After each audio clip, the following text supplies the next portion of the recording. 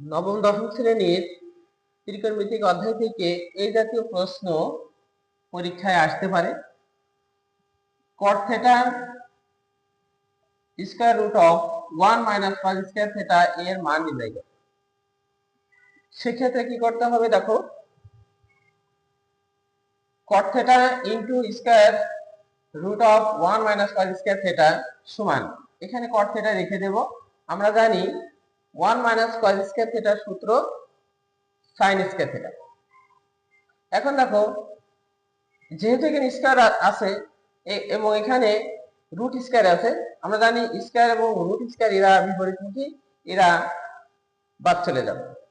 Square এবং root square বিপরীতমুখী হওয়ার কারণে দুটোই বাদ যাবে, তখন থাকবে কি sin θ। স্কয়ার এবং রুট স্কয়ার কেটে গেল, থাকছে শুধু sin θ। এখন আসি cot θ সূত্র আমরা জানি cos θ বাই sin θ। sin θ এবং sin θ উপরে নিচেই কেটে গেল, থাকছে cos θ। তাহলে এর উত্তর হবে cos θ। এই ধরনের প্রশ্ন থাকতে পারে tan θ of square root of 1 minus sin square θ। সেক্ষেত্রে তুমি এই নিয়মেই এই অঙ্কটা করতে পারো।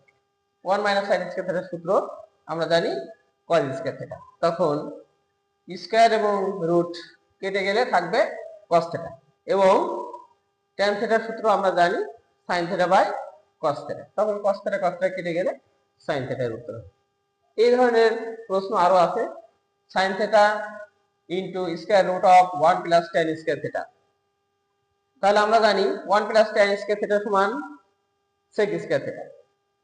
স্কয়ার এবং রুট কেটে গেলে থাকবে sec θ। sec θ সূত্র আমরা জানি 1 বাই cos θ।